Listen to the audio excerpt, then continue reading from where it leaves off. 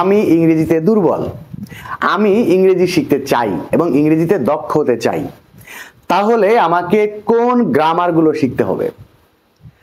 আপনি যদি ইংরেজিতে দুর্বল হয়ে থাকেন তাহলে এই প্রশ্নটা আপনারও আছে। প্রশ্নটা কি, যে আমি ইংরেজিতে দুর্বল, আমি এখন ইংরেজি শিখতে চাই, ইংরেজিতে দক্ষ হতে চাই, তাহলে আমাকে কোন কোন গ্রামারগুলো পড়তে হবে? তা আজকে আমি আপনাদেরকে এই বিষয়টা একদম ক্লিয়ার করে দিব। খুব ভালো করে ভিডিওটি শেষ পর্যন্ত দেখবেন। আজকে আমি আপনাদেরকে একদম ক্লিয়ার করে দেব যে আপনি ইংরেজিতে দক্ষ হতে চাইলে মেইনলি আপনাকে কোন কোন গ্রামারগুলো শিখতে হবে এবং সেগুলো কিভাবে শিখতে হবে। ঠিক আছে, তো প্রথমত আপনাদেরকে বলি মাত্র 4টি গ্রামার। কয়টি? মাত্র 4টি। এই 4টি গ্রামার যদি আপনি শিখতে পারেন তাহলে আপনি ইংরেজিতে কথা বলতে পারবেন, ইংরেজিতে ফ্রি হ্যান্ডে লিখতেও পারবেন। মানে আপনার ইংরেজির ভয়টা সারা জীবনের জন্য চলে যাবে। সেই 4টি গ্রামার মধ্যে 1 নাম্বার গ্রামারটি হচ্ছে আপনাকে টেন্স শিখতে হবে। কি শিখতে হবে? টেন্স। মনে রাখবেন, একটা হচ্ছে আপনাকে টেন্স শিখতে হবে। এবং ভিডিওটি শেষ পর্যন্ত এই কারণে দেখবেন যে আপনি টেন্সটা আসলে কিভাবে পড়বেন। মানে পড়তে বললাম আর পড়ে ফেললেন, মানে টেন্স কাকে বলে, কত প্রকার, কি কি, না, আপনাকে বুঝতে হবে যে টেন্সটা আপনাকে কিভাবে শিখতে হবে। মানে যে কয়টা গ্রামার বলবো, মাত্র 4টা গ্রামার, ভালো করে মনে রাখবেন। কয়টা? 4টা গ্রামার। এই 4টা গ্রামার যদি আপনি পারেন তাহলে আপনি ইংরেজিতে দক্ষ হইতে আর সময় লাগবে না। মানে জাস্ট এটা সময়ের অপেক্ষা। শেষ পর্যন্ত দেখতে থাকুন যে আপনি কোন 4টা গ্রামার পড়বেন এবং সেগুলো কিভাবে পড়তে হবে। দেখেন, 1 নাম্বারটা কি? টেন্স। টেন্সকেই আসলে ইংলিশ গ্রামারের মানে ইংরেজি ভাষার বাপ মা বলা হয়।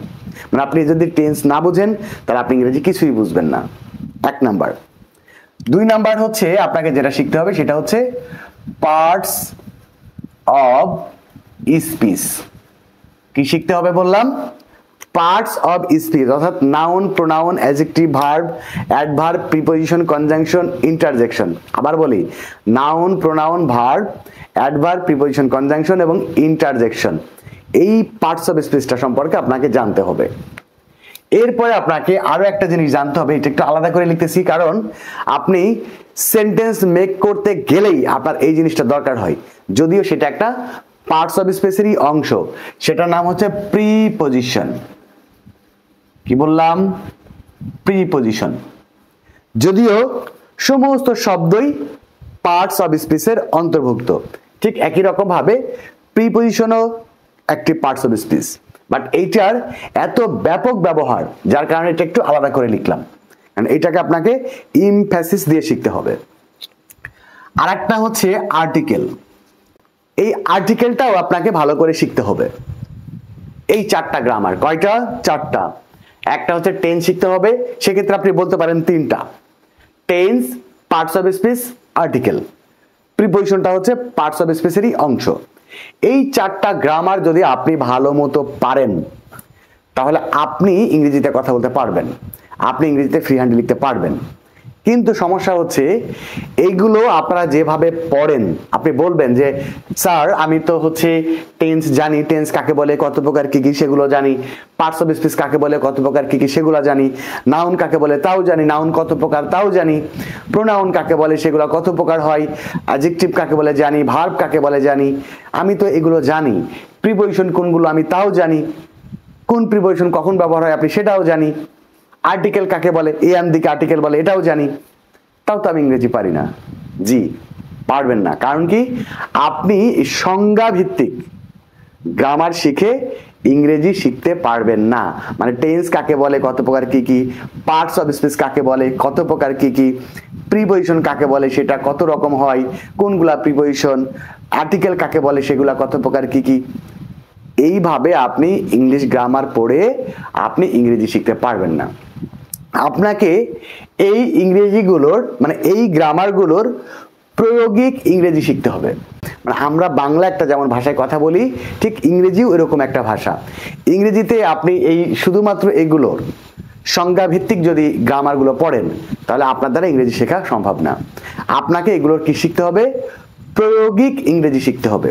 মানে আপনি যখন একটা সেন্টেন্স মেক করবেন তখন কোন গ্রামারটা কোন জায়গায় প্রয়োগ হচ্ছে, কোনটা আগে প্রয়োগ হচ্ছে, কোনটা পরে প্রয়োগ হচ্ছে, কখন আপনার আর্টিকেলটা ব্যবহার হবে, কখন আর্টিকেল ব্যবহার করবেন না, কখন প্রিপোজিশন ব্যবহার হবে, কখন প্রিপোজিশন ব্যবহার হবে না, কখন আর্টিকেল এবং প্রিপোজিশন দুটোই ব্যবহার হবে, আবার কখন আর্টিকেল এবং প্রিপোজিশন দুটোর একটাই ব্যবহার হবে না, এই বিষয়গুলো আপনাকে প্রায়োগিকভাবে শিখতে হবে। সাথে সাথে আরেকটা প্রশ্ন আপনারা করেন যে স্যার কোন গ্রামার বই পড়বো, আমি ইংরেজি শিখতে চান, কোন গ্রামার বই পড়লে আমার ইংরেজি শেখাটা ভালো হবে? সেটাও বলি, আপনি কোনো গ্রামার পড়েই ইংরেজি শিখতে পারবেন না। কারণ হচ্ছে আপনাকে আগে ইংরেজি শিখতে হবে, কারো কাছ থেকে হাতে কলমে শিখতে হবে। যদি বই পড়েই ইংরেজি শেখা যেত তাহলে স্কুল কলেজ মাদ্রাসাও তৈরি হতো না, কোনো শিক্ষকও তৈরি হতো না। সবাই বই পড়ে শুধু বাসায় বসে পড়তো বই, পরীক্ষার সময় যাই পরীক্ষা দিত। আপনাকে যদি ইংরেজি শিখতে হয় আপনাকে একজন এক্সপার্ট টিচারের কাছ থেকে হাতে কলমে বেসিক বিষয়গুলো শিখে নিতে হবে। তারপরে এবার আপনি সব বই পড়েন, যে বই পড়বেন সেই বই পড়তেই আপনার ভালো লাগবে এবং সেই বই পড়েই আপনি ইংরেজি শিখতে পারবেন। মানে প্রত্যেকটা বই গুরুত্বপূর্ণ, কারণ একজন বই যখন লিখে তখন তার মনের মাধুরী মিশিয়ে তার মতো করে, যাতে করে স্টুডেন্টরা ইংরেজি শিখতে পারে, এত সুন্দর করে সবাই বই লেখে। বুঝতে পেরেছেন? তাহলে আপনি বই পড়েও ইংরেজি শিখতে পারবেন না, আপনাকে অবশ্যই একজন এক্সপার্ট টিচারের কাছ থেকে আপনাকে হাতে কলমে বেসিক বিষয়গুলো আপনাকে শিখে নিতে হবে। তো এখন প্রশ্ন হচ্ছে তাহলে কোথা থেকে শিখবেন? বাংলাদেশের অনেক এক্সপার্ট টিচার আছেন, তাদের কাছ থেকেও আপনি শিখতে পারেন। তবে আমার কাছ থেকেও আপনি ইংরেজি শিখতে পারেন, কারণ আমিও দীর্ঘ 18 বছরের বেশি সময় ধরে শিক্ষার্থীদের ইংরেজি শেখাচ্ছি এবং একদম সহজ পদ্ধতিতে, একদম জিরো লেভেল থেকে। আপনি চাইলে অনলাইনেও এই কোর্সটি আমার কাছ থেকে করতে পারেন। ইতোমধ্যেই আমার লার্নিং ইংলিশ 0 to অ্যাডভান্স কোর্সের 9ম ব্যাচের ক্লাস কিন্তু শুরু হয়ে গেছে। আপনি চাইলে এখনো ভর্তি হতে পারবেন এবং আপনি ইংরেজিতে দক্ষ হয়ে যেতে পারবেন। আমার কাছ থেকে একদম হাতে কলমে ইংরেজি শিখে নিতে পারবেন। এই কোর্সটাতে একদম জিরো লেভেল থেকে অ্যাডভান্স লেভেল পর্যন্ত স্টেপ বাই স্টেপ, মানে আপনার যখন যে গ্রামারটা যখন দরকার হবে, যখন প্রয়োজন হবে, ঠিক সেই গ্রামারটা ঠিক সেই মুহূর্তে আপনাকে শেখানো হবে এবং প্রায়োগিকভাবে শেখানো হবে। আপনি চাইলে আপনি এই কোর্সটাতে ভর্তি হতে পারেন এবং এই কোর্সের মধ্যে আপনি ইংরেজিতে যতই দুর্বল হন, আপনি ইংরেজি কিছুই বোঝেন না, একদমই জিরো, একদমই শূন্য লেভেলে আছেন, ইউ ক্যান লার্ন ইংলিশ। পারবেন, বিশ্বাস করেন আপনি পারবেন। ইংরেজি ভাষাটা অত কঠিন কোনো ভাষা না, একদম সহজ একটি ভাষা। এই ব্যাচে ভর্তি যদি আপনি হতে চান তাহলে স্ক্রিনে দেওয়া নাম্বারে এখনই যোগাযোগ করেন, কারণ অলরেডি ক্লাস কিন্তু শুরু হয়ে গেছে, 2টি ক্লাস হয়ে গেছে। আপনি চাইলে এই মুহূর্তে ভর্তি হয়ে আপনি বাকি ক্লাসগুলো করতে পারবেন এবং আগে যে ক্লাসটা হয়ে গেছে সেই ক্লাসগুলোর রেকর্ড ক্লাসও আপনি পাবেন। ওকে, সুতরাং টেনশন করার কিছু না যে 2টা ক্লাস হয়ে গেছে এখন কি করবেন, নো প্রবলেম। আগের ক্লাসগুলো রেকর্ড ক্লাসগুলো আছে, আপনি রেকর্ড ক্লাসগুলো দেখবেন, দেখে যদি বুঝতে না পারেন তাহলে আমি তো আছি, আবার বুঝাই দিব, কোনো সমস্যা নেই। ওকে, আপনারা যারা একদম জিরো লেভেল থেকে হাতে কলমে ইংরেজি শিখতে চান তারা এখনই স্ক্রিনে দেওয়া নাম্বারে যোগাযোগ করুন। এটাই আমার পার্সোনাল নাম্বার এবং এটাই আমার হোয়াটসঅ্যাপ নাম্বার। আপনি হোয়াটসঅ্যাপে অথবা আমাকে সরাসরি কলও করতে পারেন, মেসেজও করতে পারেন।